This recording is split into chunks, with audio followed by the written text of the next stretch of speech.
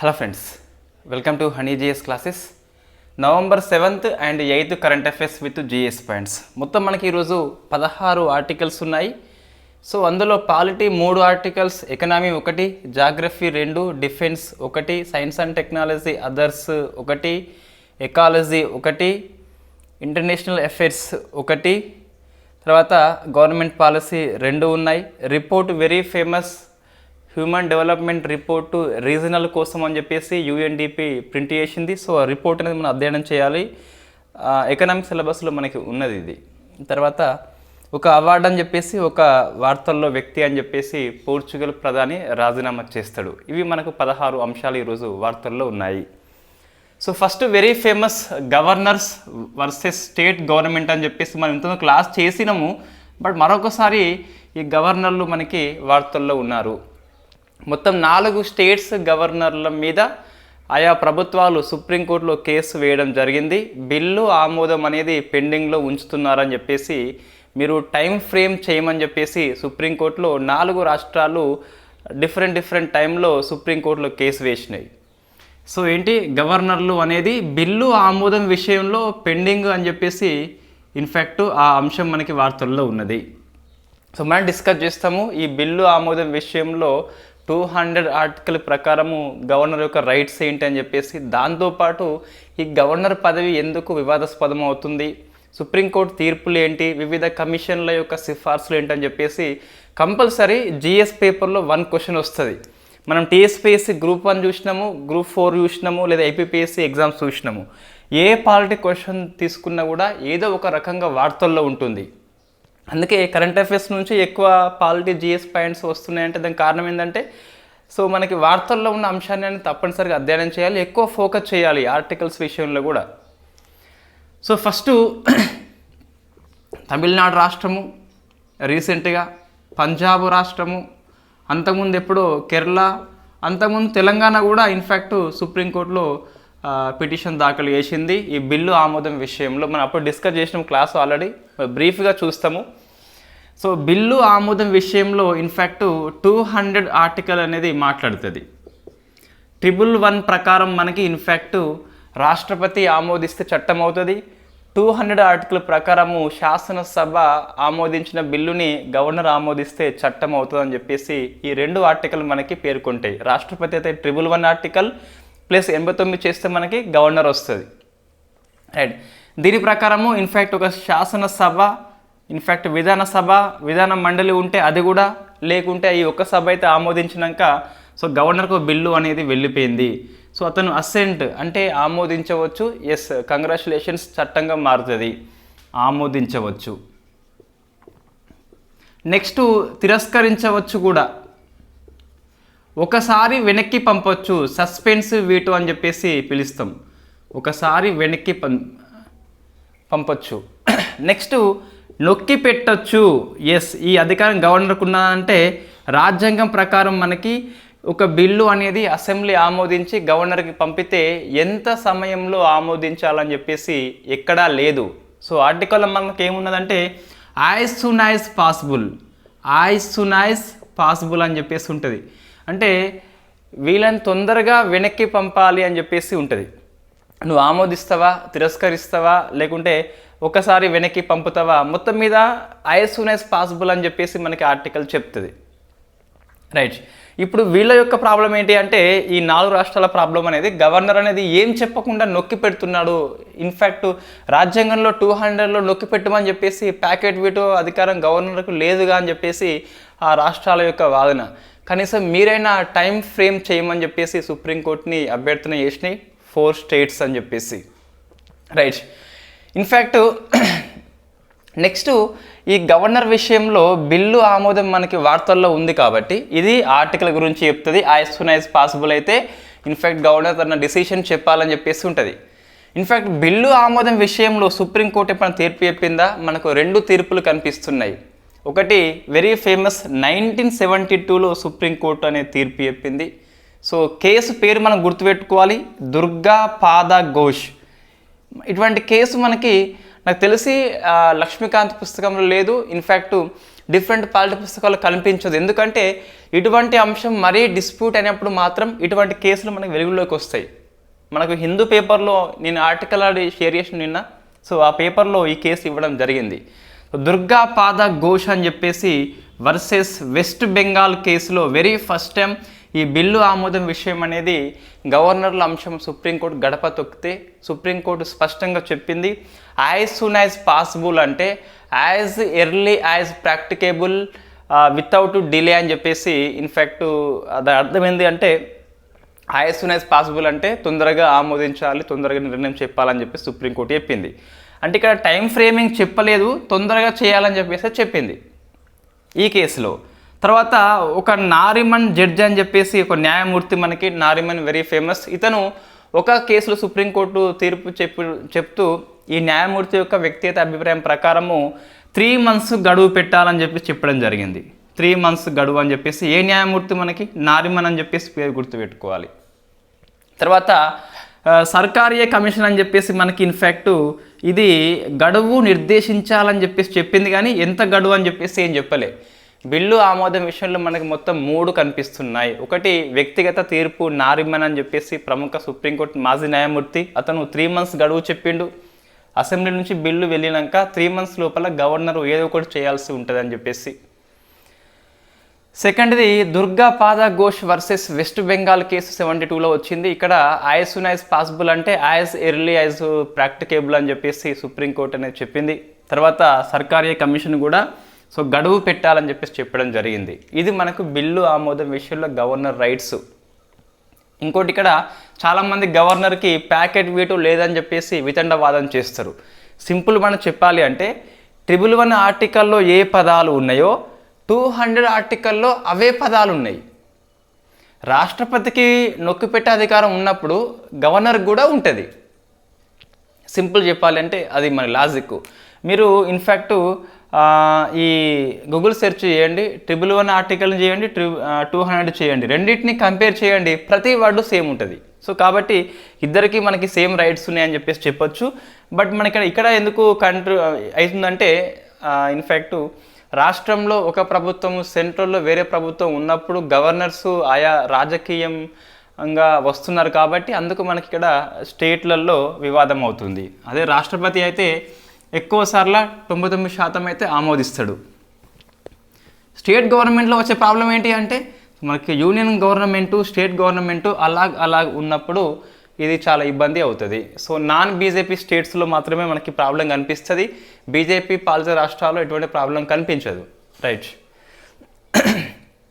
ఇది మనకు ఈ అంశం వార్తల్లో ఉంది. సో నెక్స్ట్ ఏంటి అంటే అసలు ఈ గవర్నర్ పదవి గురించి మనకు కొద్దిగా అవసరం, ఎందుకంటే తాపకు వార్తల్లో వస్తుంది కాబట్టి ఎగ్జామ్లో వస్తే రావచ్చు. 153 ఆర్టికల్ ప్రకారము మనకి ప్రతి రాష్ట్రానికి గవర్నర్ ఉంటాడు. కొన్నిసార్లు ఉమ్మడి రాష్ట్రాలకు ఒక గవర్నర్ ఉంటే ఉండవచ్చు అని చెప్పేసి మనకు తెలుసు ఆల్రెడీ. తర్వాత ఇన్ఫ్యాక్ట్ 155 ప్రకారము ఈ గవర్నర్ని ప్రెసిడెంట్ ఆఫ్ ఇండియా అపాయింట్మెంట్ చేస్తాడు. పదవీ కాలం ఎంత అంటే మనకి సాధారణంగా 5 years, కానీ so in fact as per constitution ప్రకారం మనకి ప్లెజర్ ఆఫ్ ది రాష్ట్రపతి అని చెప్పేసి ఉంటుంది. So pleasure of the president of India, రాష్ట్రపతి యొక్క సంతృప్తి మేరకు మాత్రమే మనకి పదవిలో ఉంటాడు అని చెప్పేసి ఇదే మనకు మేజర్గా గ్రే ఏరియా. సో కేంద్ర ప్రభుత్వం అనేది తగిన కారణం లేకుండా తొలగించవచ్చు, ఎటువంటి కారణం లేకుండా గవర్నర్లు మనకి మార్పిడి చేయవచ్చు అని చెప్పేసి తెలుసు మనకి. రైట్, గవర్నర్కి 163 ఆర్టికల్ ప్రకారము ఎయిడ్ అండ్ అడ్వైజ్ ఇచ్చేందుకు స్టేట్ కౌన్సిల్ ఆఫ్ మినిస్టర్స్ ఉంటారు, రాష్ట్ర మంత్రిమండలి ఉంటుంది. రాష్ట్ర మంత్రిమండలి నిర్ణయం చెప్పినప్పుడు ఒకసారి వెనక్కి పంపొచ్చు, రెండవసారి అదే నిర్ణయాన్ని చెప్పినట్లయితే గవర్నర్ తప్పనిసరిగా పాటించాలి. 74 ఆర్టికల్ అదే చెప్తుంది రాష్ట్రపతి విషయంలో. సో మనకి ప్రెసిడెంట్ ఆఫ్ ఇండియా ఉంటాడు, ఇతనికి ఎయిడ్ అండ్ అడ్వైజ్ ఇచ్చేందుకు యూనియన్ కౌన్సిల్ ఆఫ్ మినిస్టర్స్ ఉంటారు. ఫస్ట్ మనకి వాస్తవంగా రాజ్యాంగంలో ఎటువంటి పదం లేదు, ఏది ఈ సలహాని పాటించాలా వద్దా అని చెప్పేసి. ఒరిజినల్ కాన్స్టిట్యూషన్లో ఇది మౌనంగా ఉన్నది రాజ్యాంగం అనేది. సలహాను పాటించాలా వద్దా అంటే మౌలిక రాజ్యాంగంలో ఎటువంటి నిబంధన లేదు. తర్వాత 42వ రాజ్యాంగ సవరణ చట్టము అని చెప్పేసి చేసిండ్రు. దీని ప్రకారము ఈ సలహాను తప్పనిసరిగా పాటించాలని చెప్పేసి చెప్పడం జరిగింది. తర్వాత ఏమైందంటే 44 రాజ్యాంగ సవరణ చట్టము ద్వారా ఒకసారి వెనక్కి పంపినట్లయితే తిరిగి అదే సలహా ఇస్తే తప్పనిసరిగా ఆమోదించాలి. నేనేమంటున్నా, ఇది బిల్లు విషయంలో కాదు నేను చెప్పేది, సలహా విషయంలో రాష్ట్రపతికి కానీ మంత్రిమండలి కానీ ఇటువంటి సందర్భం మనకు కనిపిస్తుంది. ఫస్ట్ ఒరిజినల్లో చూస్తే మౌనంగా ఉన్నారు. 42nd అమెండ్మెంట్ యాక్ట్ తర్వాత తప్పనిసరిగా పాటించాల్సిందే. 44th తర్వాత ఏమున్నదంటే ఒకసారి వెనక్కి పంపొచ్చు, తిరిగి సేమ్ సలహా ఇస్తే రాష్ట్రపతి పాటించాల్సిందే అని చెప్పేసి ఇక్కడ కనిపిస్తుంది. ఇక్కడ ఏంటి మనకి ఈ 42nd అమెండ్మెంట్ యాక్ట్ కానీ 44th కానీ మన రాష్ట్రపతికి అప్లై చేసినాం, గవర్నర్కి అప్లై చేయలేదు. సో 163 ఆర్టికల్ ప్రకారము state council of ministers aid and advise ఇచ్చేందుకు ఉంటారు అని చెప్పేసి ఉంటుంది. ఈ సలహా విషయంలో గవర్నర్కి డిస్క్రిషన్ పవర్ అనేది ఉంటుంది, విచక్షణ అధికారం అనేది ఉంటుంది. సో ఏది సలహా పాటించాలా వద్దా అనేది అంతిమ నిర్ణయం తీసుకునే అధికారము యాజ్ పర్ కాన్స్టిట్యూషన్, చెప్పేది ఏమంటున్నా, రాజ్యాంగం ప్రకారము గవర్నర్కే అంతిమ అధికారం ఉంటుంది. సో ఇక్కడ చూస్తే రాష్ట్రపతికి అటువంటి అధికారం ఉందా? లేదు. డిస్క్రిషన్ పవర్ లేదు. 74 ఆర్టికల్లో లేనే లేదు, ఒరిజినల్ కాన్స్టిట్యూషన్లో లేనే లేదు. సలహాను పాటించాలా వద్దా అని చెప్పేసి రాజ్యాంగం చెప్పలేదు. 42nd అమెండ్మెంట్ యాక్టు తప్పనిసరిగా పాటించాలి. 44th అమెండ్మెంట్ యాక్టు ఒకసారి వెనక్కి పంపొచ్చు, సేమ్ సలహా ఇస్తే తప్పనిసరిగా పాటించాల్సిందే. ఇక్కడ చూస్తే మనకి గవర్నర్కి డిస్క్రిషన్ పవర్ ఉన్నది. ఎస్, రాజ్యాంగంలో 163 ఆర్టికల్లో మెన్షన్ మనం స్పష్టంగా చేసుకున్నాం. కాబట్టి ఎందుకు ఇటువంటి ఏర్పాటు చేసినలు అంటే రాష్ట్రాల మీద కేంద్ర ప్రభుత్వానికి ఆధిపత్యం ఉండాలి అని చెప్పేసి గవర్నర్ల ద్వారా ఇటువంటి ఏర్పాటు అప్పుడు మనం చేసుకున్నాము. సలహాని పాటించాలా వద్దా అనేది అంతిమ అధికారం గవర్నర్కే వదిలిపెట్టింది. సెంట్రల్ గవర్నమెంట్ చేతిలోనే ఉంటుంది, రాజ్యాంగం ప్రకారం నేను చెప్పేది. తర్వాత మనకి వేరే ప్రాక్టికల్ లెవెల్లో వేరే ఉంటుంది కానీ రైట్. ఇది క్వశ్చన్ అండి.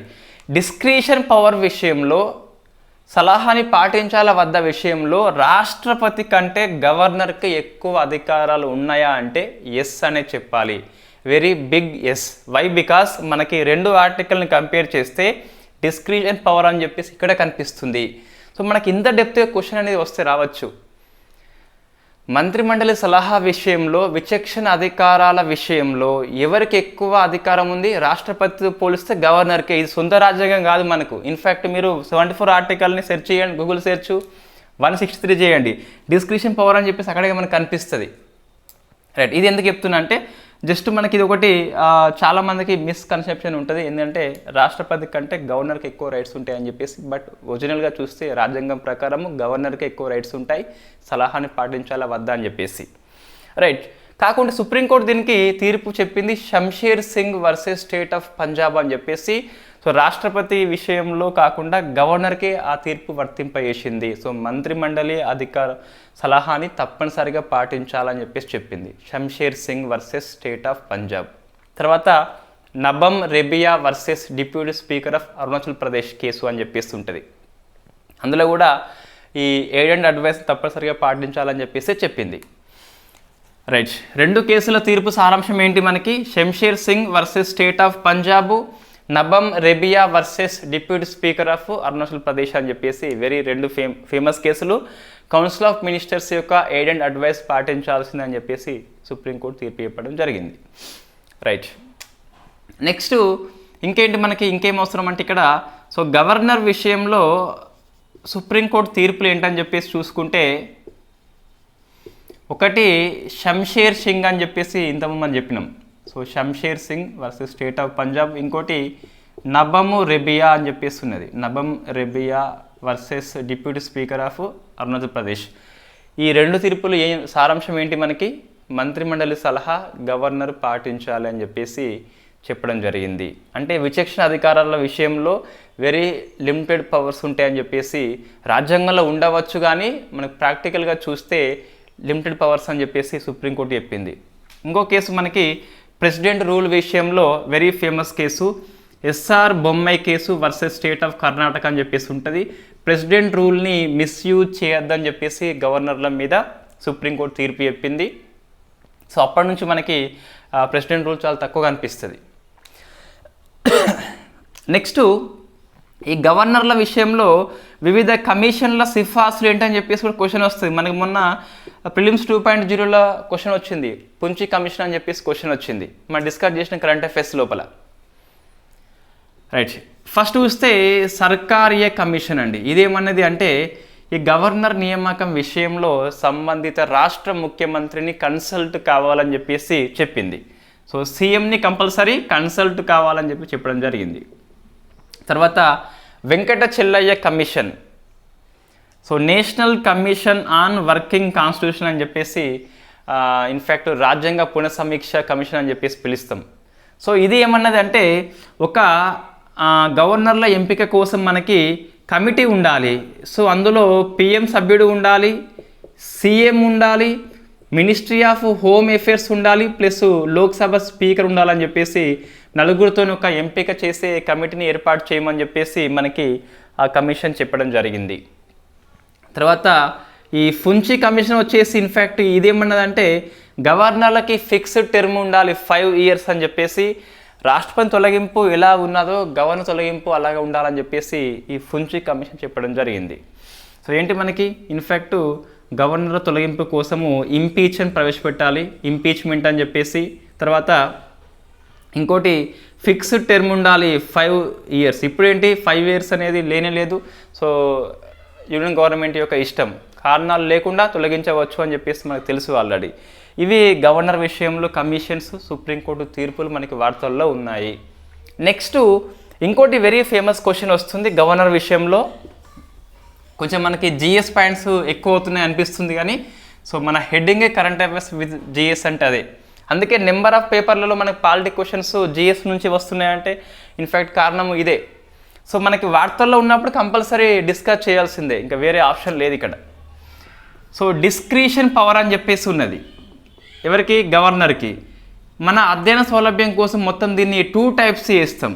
ఒకటేమో రాజ్యాంగమే కాన్స్టిట్యూషనల్ పరంగా కొన్ని డిస్క్రిషన్ పవర్స్ ఇచ్చింది, తర్వాత కొన్ని సిచ్యువేషనల్ డిస్క్రిషన్ పవర్ అని చెప్పేసి పిలుస్తాం. ఇవి సిచ్యువేషనల్గా వస్తాయి, రాజ్యాంగంలో లేవు, సందర్భం బట్టి వస్తాయి. ఫస్ట్ ఏంటి మనకి కాన్స్టిట్యూషనల్ పరంగా డిస్క్రిషన్ పవర్స్ ఏవి ఉన్నాయంటే 167 article, very very famous article. ఒక రాష్ట్ర గవర్నరు ఆ రాష్ట్రం యొక్క పరిపాలన మీద ఆ రాష్ట్ర ముఖ్యమంత్రిని సమాచారం మనము కోరవచ్చు అని చెప్పేసి ఉంటుంది. Seek information from the chief minister. రాష్ట్ర పరిపాలన గురించి సమాచారం కోరే అధికారం గవర్నర్కి ఉంటుంది. ఇది విచక్షణ అధికారము, సలహా ఇవ్వదు మంత్రిమండలి, నువ్వు కోరు అని చెప్పేసి. సో ఇతని యొక్క ఇష్టానుసారము కోరవచ్చు. సెకండ్ది 356 ఆర్టికల్ ప్రకారం మనకి రాష్ట్రపతి పరిపాలన విధించాలంటే గవర్నర్ యొక్క నివేదిక తప్పనిసరి కాబట్టి సో గవర్నర్ యొక్క ఇష్టానుసారం తను నివేదికను పంపొచ్చు. నెక్స్ట్ ఇంకేమున్నాయి మనకి అంటే 200 ఆర్టికల్ ప్రకారము ఒక బిల్లుని కొన్నిసార్లు ఆ డిపిఎస్పికి అగనిస్ట్గా ఉన్నట్లయితే లేదా ఎగ్జిస్టింగ్ యూనియన్ లాకి అగనిస్ట్గా ఉన్నట్లయితే, హైకోర్టు యొక్క అధికారాలు తగ్గించేలా ఉన్నట్లయితే, నేషనల్ ఇంట్రెస్ట్ దృష్ట్యా కొన్ని బిల్లుని కూడా సో గవర్నరు రాష్ట్రపతికి సిఫార్సు చేయవచ్చు. ఇది కూడా విచక్షణ అధికారమే మనకి. సో యాజ్ పర్ 200 ప్రకారము ఒక 4 సందర్భాలలో, ఒకటి డిపిఎస్పికి అగనిస్ట్గా ఉన్న, యూనియన్ లాకి అగనిస్ట్గా ఉన్న, హైకోర్టు పవర్స్ తగ్గించేలా ఉన్న, నేషనల్ ఇంట్రెస్ట్కి ఇబ్బంది ఉన్నా కూడా వాటిని రాష్ట్రపతి సిఫార్సు చేయవచ్చు గవర్నర్సు. ఇది విచక్షణ అధికారం కిందకి వస్తాయి ఇవన్నీ. తర్వాత సిచ్యువేషనల్ డిస్క్రిషన్ పవర్ అంటే సందర్భానుసారం వస్తాయి. ఫర్ ఎగ్జాంపుల్ హంగు అసెంబ్లీ ఏర్పడింది, తెలంగాణ రాష్ట్రము ఎన్నికలు అయిపోయినాయి అనుకోండి, హంగు అసెంబ్లీ వచ్చింది అనుకోండి, అప్పుడు ఎవరిని ముఖ్యమంత్రిగా ఆహ్వానించాలని చెప్పేసి గవర్నర్ యొక్క ఇష్టము. బట్ మైండ్లో పెట్టుకోవాలి, ఎవరైతే సుస్థిర ప్రభుత్వాన్ని ఏర్పాటు చేస్తారో వాళ్ళనే మనం ఆహ్వానించాలని చెప్పేసి తెలుసు మనకు ఆల్రెడీ.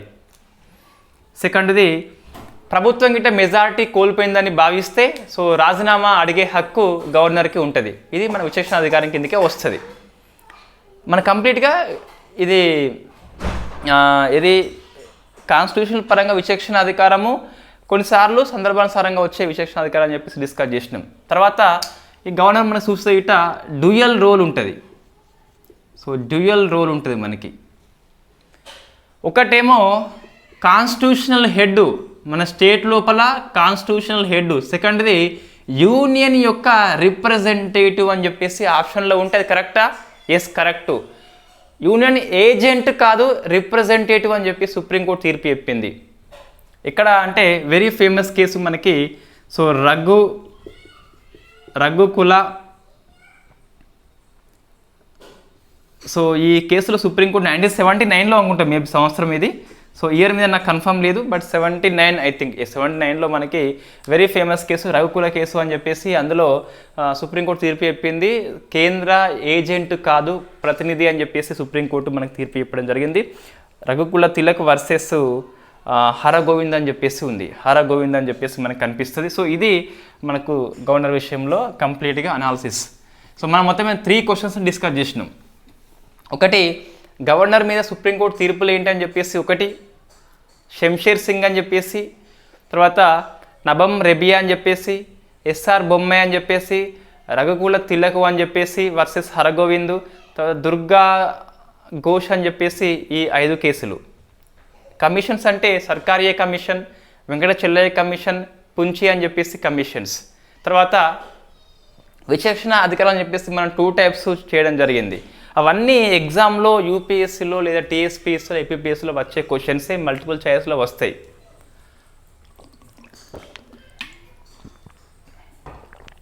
నెక్స్ట్ గ్రూప్ 1 మెయిన్స్ కోసం అయితే do we need office of the governor, ఇదైతే వెరీ ఫేమస్ క్వశ్చన్ అండి.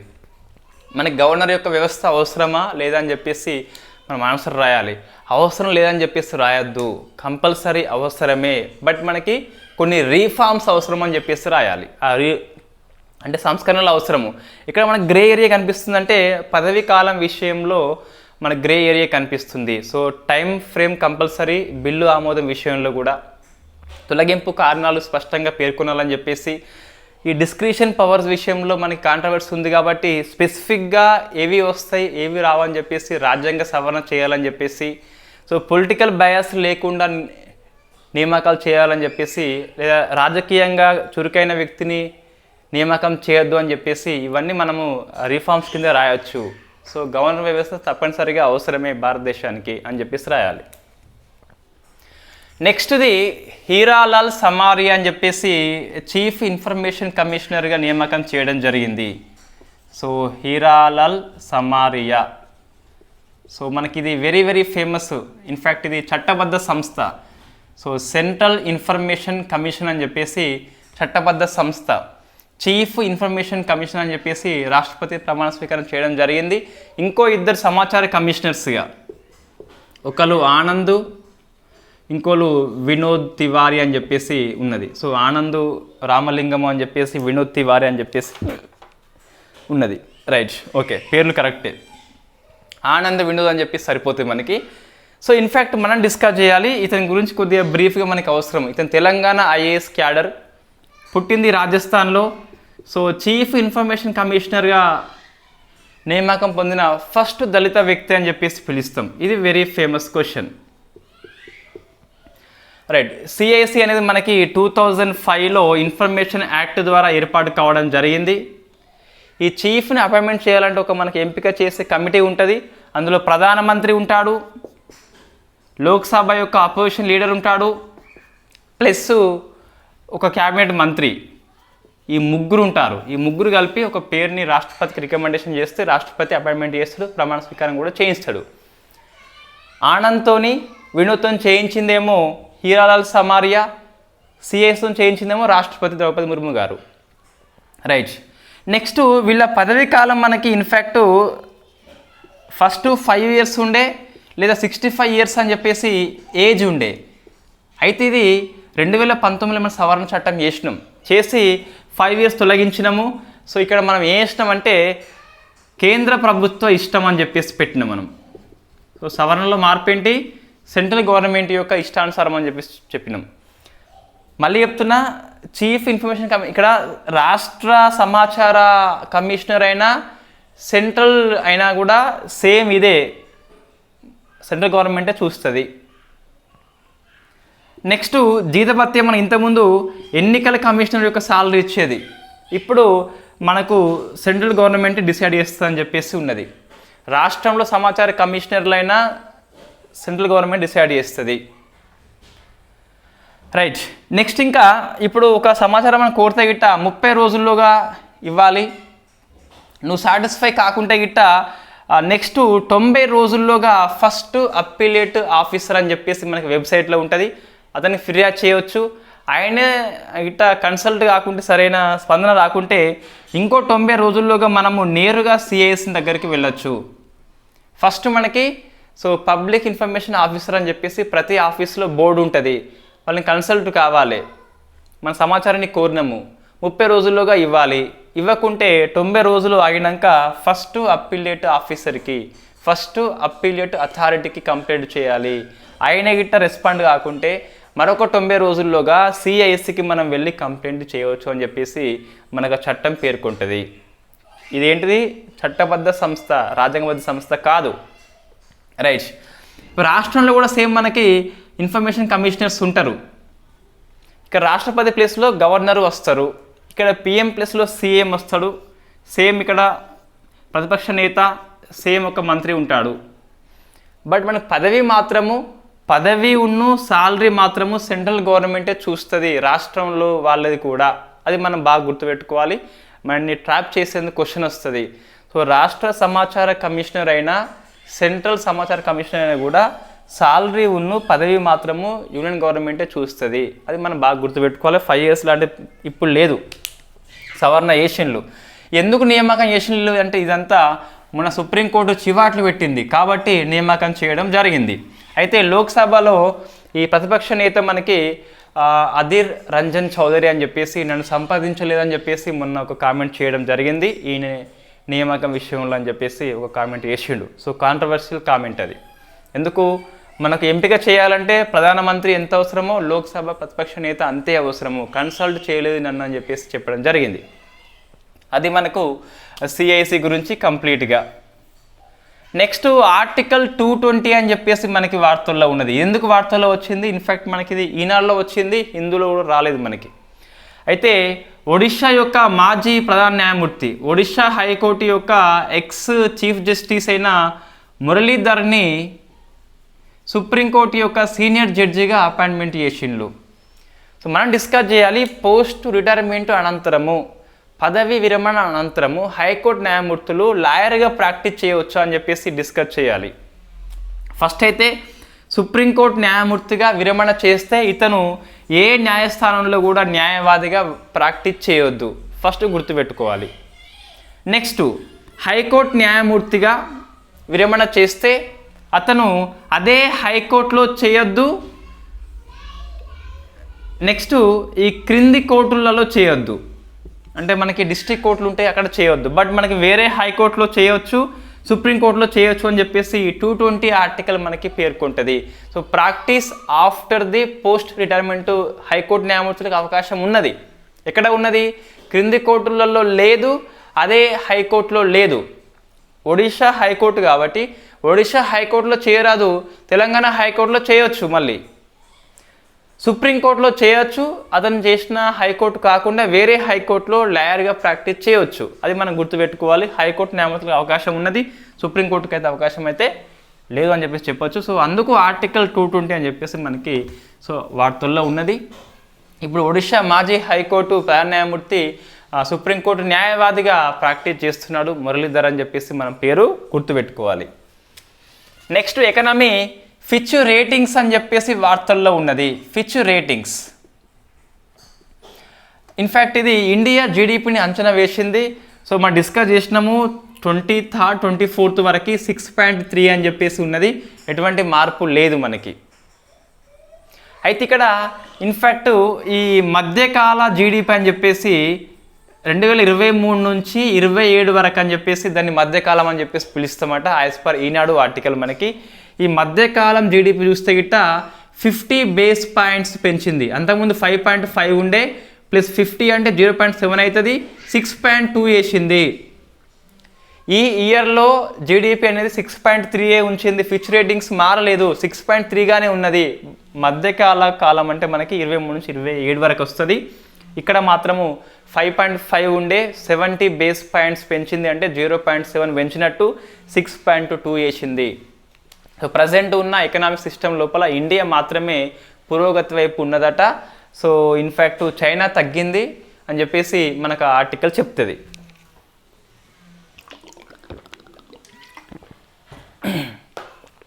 నెక్స్ట్ సో జాగ్రఫీ ఆర్టికల్స్ అండి. ఇప్పుడు ఏంటిది ఫిచ్ రేటింగ్స్ అంటే ఇన్ఫ్యాక్ట్ మధ్యకాల జీడిపిని 70 బేస్ పాయింట్స్ పెంచింది, 5.5 నుంచి 6.2 చేయడం జరిగింది. నెక్స్ట్ ఎంజే దినేష్ అని చెప్పేసి మనకి వార్తల్లో ఉన్నాడు. సో కాఫీ బోర్డుకి చైర్మన్గా అపాయింట్మెంట్ కావడం జరిగింది. కాఫీ బోర్డుకి చైర్మన్. సో మన జాగ్రఫీ కింద తీసుకుంటున్నాం, నియామకాల్లో వస్తుంది. బట్ మన కాఫీ బోర్డు అని చెప్పేసి వ్యవసాయం పాఠంలో ఉంటుంది మనకి. కాఫీ బోర్డు, పొగాకు బోర్డు అని చెప్పేసి అట్లా ఉంటుంది కాబట్టి మనం ఇక్కడ డిస్కస్ చేస్తున్నాం. సో ఎవరు? దినేష్ పేరు గుర్తుపెట్టుకోవాలి.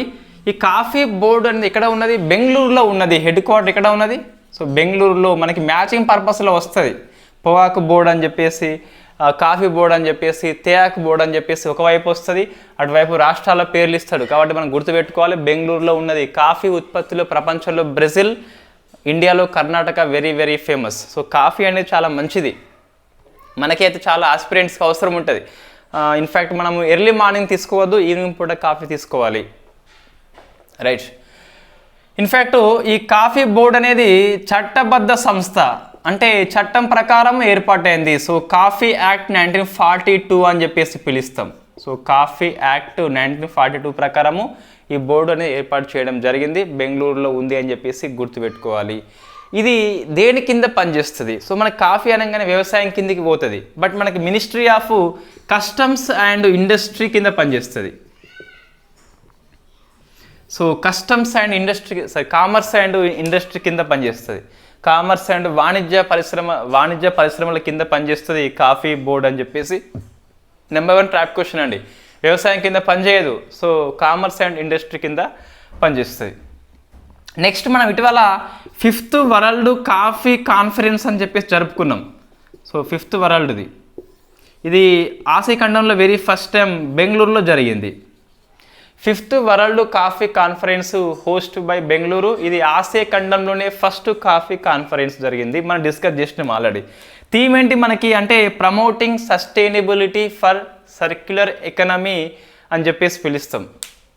సో మన థీమ్ అని చెప్పేసి దీని యొక్క అంబాసిడర్గా, ప్రచారకర్తగా, కాఫీ సమ్మిట్ యొక్క కాన్ఫరెన్స్ యొక్క ప్రచారకర్తగా మనం రోహన్ బోపన్న తీసుకున్నాం. ప్రముఖ టెన్నిస్ ప్లేయర్ రోహన్ బోపన్న అని చెప్పేసి ఇవన్నీ మనం గుర్తుపెట్టుకోవాలి. థీమ్ ఏంటి అంటే promoting sustainability for circular economy అని చెప్పేసి పిలుస్తాం.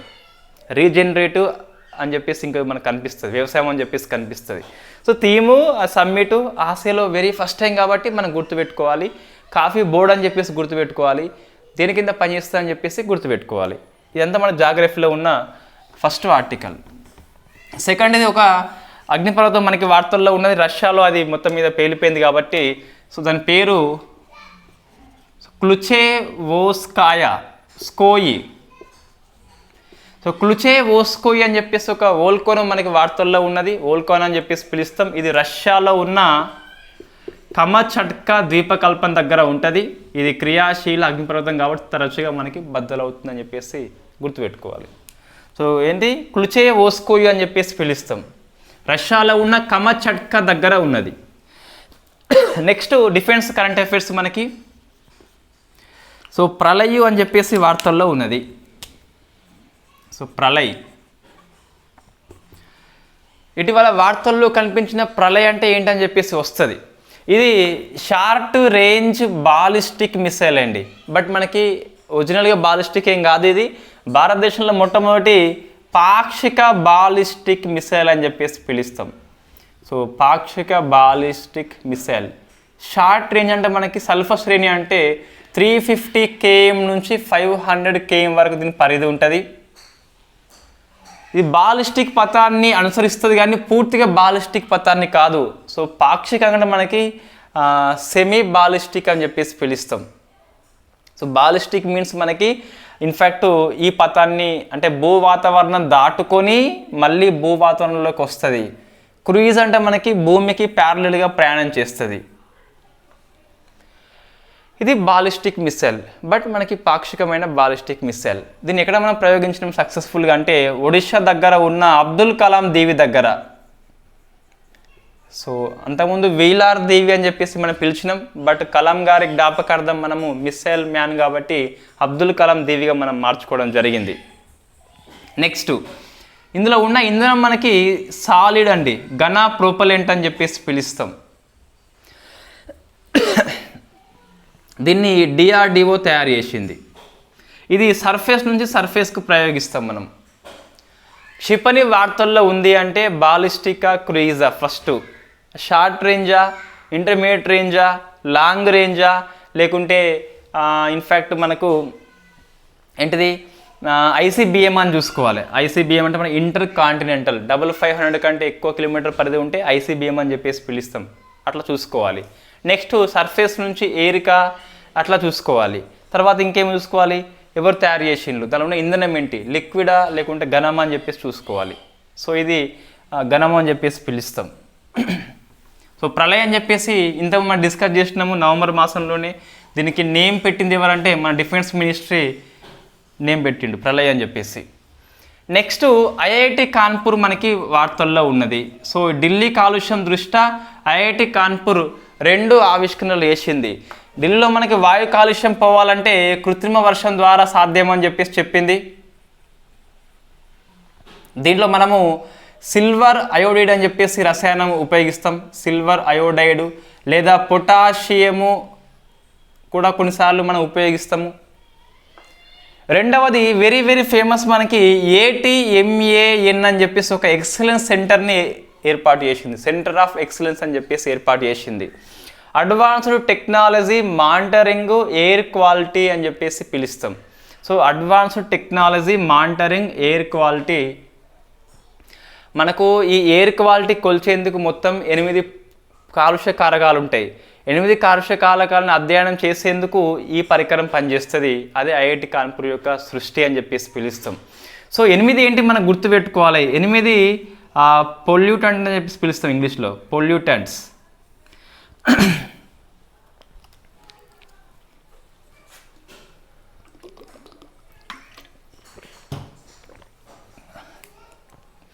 అవి మనం 8 అవి అవసరం ఉంటాయి, 8 కంపల్సరీ గుర్తుపెట్టుకోవాలి.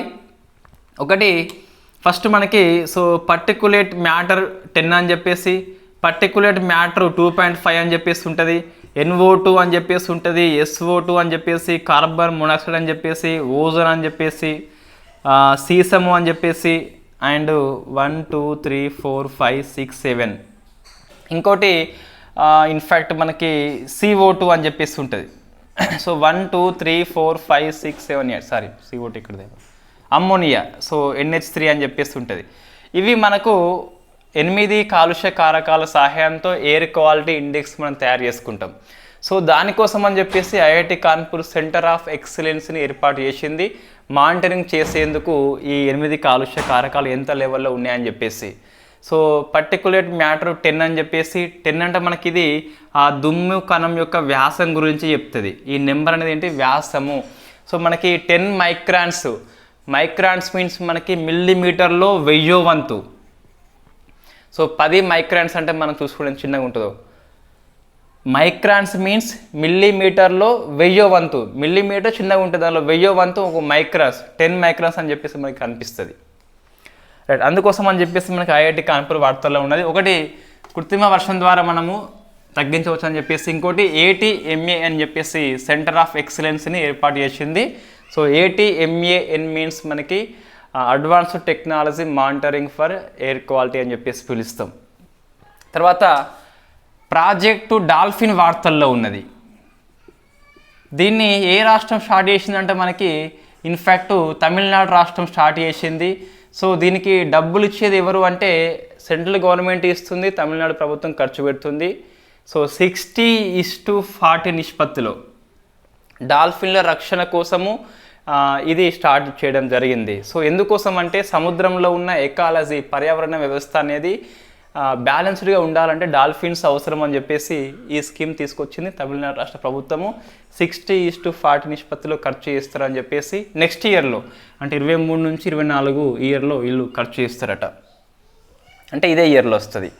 నెక్స్ట్ చీలీ మనకి వార్తల్లో ఉంది. దేశం పేరు ఇంటర్నేషనల్ సోలార్ అలయన్స్లో 95th ఫుల్ టైం మెంబర్గా జాయిన్ అయింది. సో మనకి ఒక ఒప్పందం చూసుకుంటే ఫస్ట్ సంతకాలు చేసిన కంట్రీస్ అని చెప్పేసి వేరే ఉంటాయి. సో సిగ్నేచరీ కంట్రీస్ అని చెప్పేసి పిలుస్తాం. ఇవి 116 ఉన్నాయి. ఐఎస్ఏ యొక్క ఒప్పందం మీద సంతకాలు చేసిన 116 అయితే నెక్స్ట్ మెంబర్ స్టేట్స్ అని చెప్పేసి 95th ఇప్పుడు చీలీ కంట్రీ వచ్చింది. తేడా ఏంటి అంటే సంతకాలు చేయడం వేరు, మెంబర్ అంటే మనకి సంతకాలు చేసిన తర్వాత కొన్ని ఎవిడెన్స్ కోసం అని చెప్పేసి కొన్ని పత్రాలు ఇవ్వాలి. అట్లా ఇస్తే దాన్ని ఫుల్ టైం మెంబర్ స్టేట్స్ అని చెప్పేసి పిలుస్తాం. సో రాటిఫై చేసిన 95 కంట్రీస్, సంతకాలు చేసిన 116 అని చెప్పేసి గుర్తుపెట్టుకోవాలి. అందులో మనకి చీలీ కంట్రీ వార్తల్లో ఉన్నది. సౌర కూటమిలో 95వ సభ్య దేశంగా చీలీ కంట్రీ చేరింది. ఇది very very famous bit. So ISA మనం చూస్తే 2015లో COP21 దగ్గర ఇన్ఫ్యాక్ట్ పారిస్ సమ్మిట్ లోపల ఇండియా ఉన్ను ఫ్రాన్స్ కలిపి సంయుక్తంగా దీన్ని ఏర్పాటు చేసినాయి. సౌర కూటమి అని చెప్పేసి పిలుస్తాం. భారతదేశము ఫ్రాన్స్ యొక్క ఉమ్మడి చొరవ 2015లో COP21 ప్యారిస్ లోపల స్టార్ట్ చేసిండ్రు. ఇంతవరకు ఈ ఒప్పందం మీద 116 కంట్రీస్ సంతకాలు చేసినాయి. సిగ్నేచరీ కంట్రీస్ అని చెప్పేసి పిలుస్తాం. 95 దేశాలు పూర్తికాలం సభ్యత్వం తీసుకున్నాయి. 95th కంట్రీగా చీలీ దేశం రికార్డు సృష్టించింది. దీని హెడ్ క్వార్టర్ వచ్చేసి మనకి హర్యానాలో ఉన్న గురుగ్రామ్లో కనిపిస్తుంది. సో తర్వాత సిఎఫ్ఈ అని చెప్పేసి మనకి వార్తల్లో ఉంది. Very very famous international affairs. So మనకి ఒక ఒప్పందం ఉన్నది conventional armed forces in Europe అని చెప్పేసి సాంప్రదాయ ఆయుధ దళాల ఒప్పందం అని చెప్పేసి 1990లో చేసుకున్నారు ఒప్పందం అనేది. ఈ ఒప్పందం అనేది ఏంటిది? Conventional armed forces in Europe అని చెప్పేసి పిలుస్తాం. ఇది నాటో దేశాలు మరియు వార్సా ఒప్పందం అని చెప్పేసి ఉంటుంది.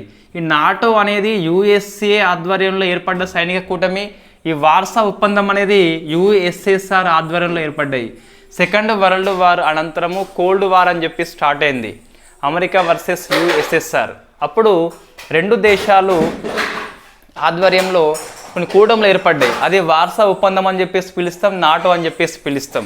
అయితే ఇవి రెండు కొట్టుకోవద్దని చెప్పేసి 1990లో ఇన్ఫ్యాక్ట్ మనకి ప్యారిస్ లోపల ఈ conventional armed forces in Europe అని చెప్పేసి ఒప్పందాలు చేసుకున్నారు. ఇది 92 నుంచి అమల్లోకి వచ్చింది. దీని ప్రకారం ఏంటిదంటే నాటో కంట్రీ వార్సా కంట్రీ సరిహద్దుగా ఉన్నప్పుడు ఆయుధ సంపత్తి మోహరించుకోవద్దు సరిహద్దుల్లో అని చెప్పి ఈ ఒప్పందం పనికొస్తుంది. ఐరోపా ప్రాంతంలో శాంతి కోసము ఒక గొప్ప ఒప్పందము 92లో అమల్లోకి వచ్చింది. అదే conventional armed forces in Europe అని చెప్పేసి పిలుస్తాం.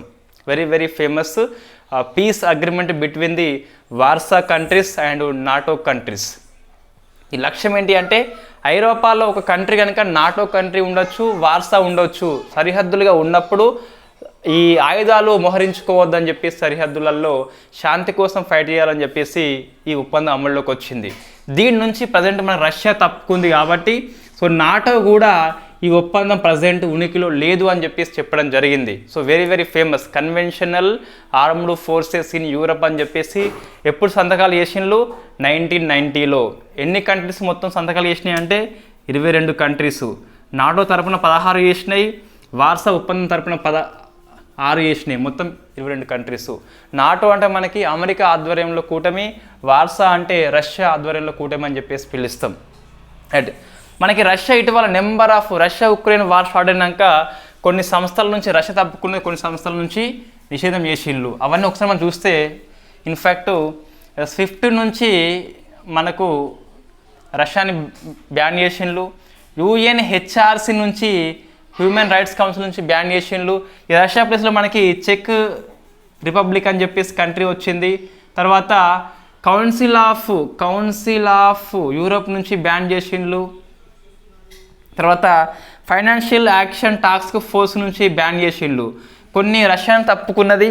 అందులో చూస్తే మనకి న్యూ స్టార్ట్ ఒప్పందం అని చెప్పేసి, సో న్యూ స్టార్ట్ ఒప్పందము. తర్వాత ఇంకా ఇటీవల సిటీబీటీ అని చెప్పేసి ఉన్నది. ఇప్పుడు conventional armed forces in Europe అని చెప్పేసి సో మనకు తప్పుకోవడం జరిగింది. ఇవి మనం అన్ని గుర్తుపెట్టుకోవాలి. స్విఫ్ట్ నుంచి అంటే ఇది ఇంటర్నేషనల్ ఫైనాన్షియల్ మెసేజ్ సిస్టమ్ అని చెప్పేసి పిలుస్తాం. హ్యూమన్ రైట్స్ కౌన్సిల్ నుంచి తప్పుకున్నది, బ్యాన్ చేయడం జరిగింది. కౌన్సిల్ ఆఫ్ యూరోప్ అని చెప్పేసి లండన్ సెంటర్గా పనిచేస్తుంది. FATF అని చెప్పేసి పారిస్ సెంటర్గా పనిచేస్తుంది.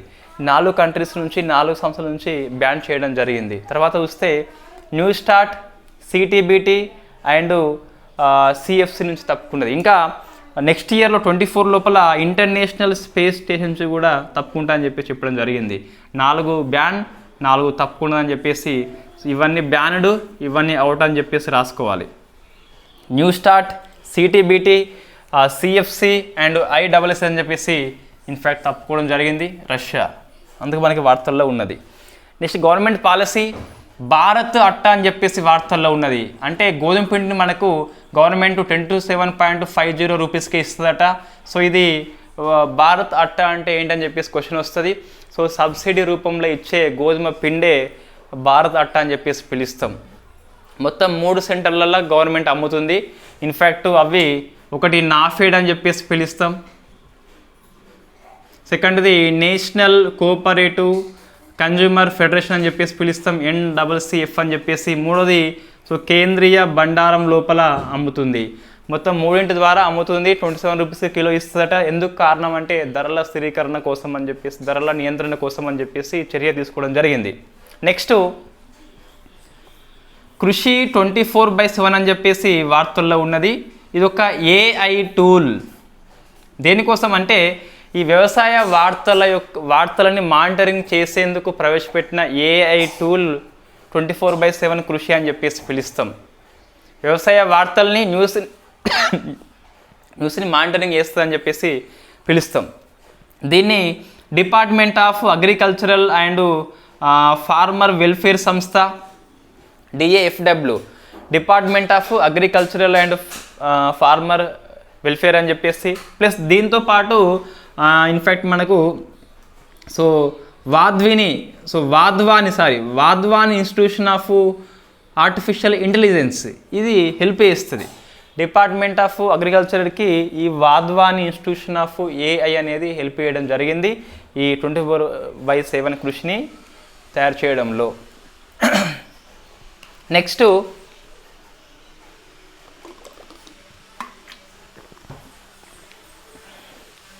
ఒక రిపోర్ట్ మనకి వార్తల్లో ఉన్నది.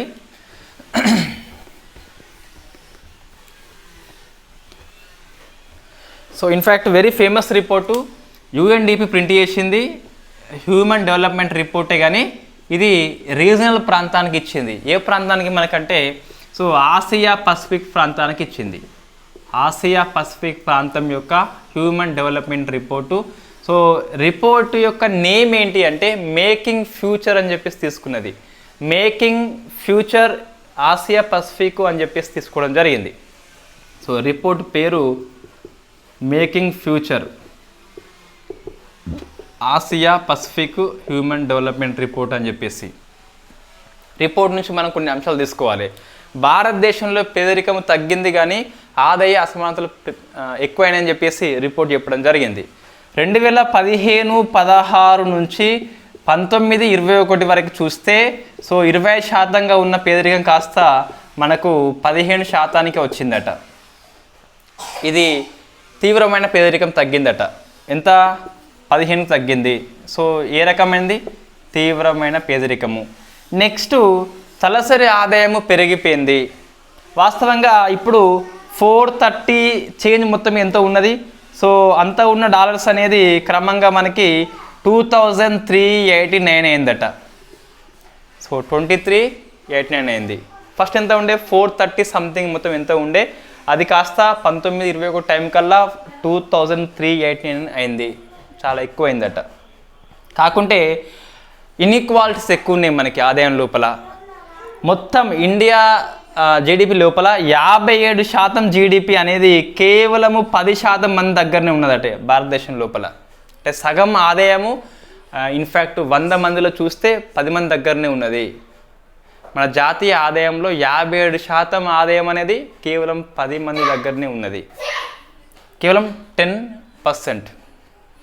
నెక్స్ట్ది ఈ శ్రామిక భాగస్వామ్యం రేట్లో మహిళల వాటా కేవలం 23%. అంటే సో మహిళలు పని ఉపాధి దొరకట్లేదు అని చెప్పేసి చెప్పొచ్చు. Very very famous report. 4 అంశాలు మనం గుర్తుపెట్టుకోవాలి. తలసరి ఆదాయము పెరిగింది, పేదరికము తగ్గింది. ఎస్, మంచిది ఇవి రెండు కూడా. బట్ అదే టైంలో మనకి ఇన్ఈక్వాలిటీ చాలా ఎక్కువైనాయి. 57% జాతీయ ఆదాయం, కేవలం 10% అంటే చాలా తక్కువ.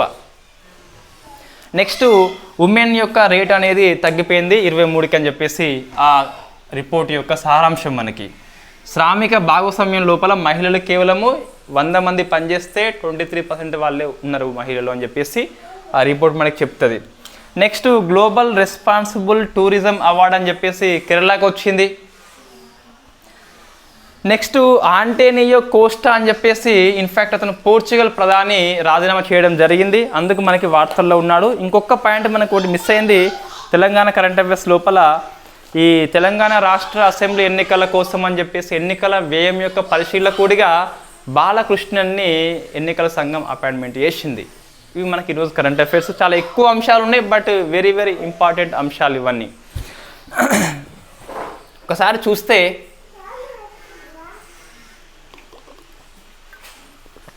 ఫస్ట్ ఏంటిది, ఈ మనకు ఈ బిల్లు విషయంలో గవర్నర్ రైట్స్ ఏంటని చెప్పేసి మనం చూసుకోవాలి. సుప్రీంకోర్టు తీర్పులు ఏంటి, వివిధ కమిషన్ల యొక్క అభిప్రాయం ఏంటి అని చెప్పేసి చూసుకోవాలి. సెకండ్, హీరాలాల్ సమారి అని చెప్పేసి చీఫ్ ఇన్ఫర్మేషన్ కమిషనర్గా రాష్ట్రపతి ప్రమాణ స్వీకారం చేసిళ్ళు. సో ఆనంద్ అండ్ వినోద్ అని చెప్పేసి ఇద్దరిని నియామకం చేయడం జరిగింది సమాచార కమిషనర్స్గా.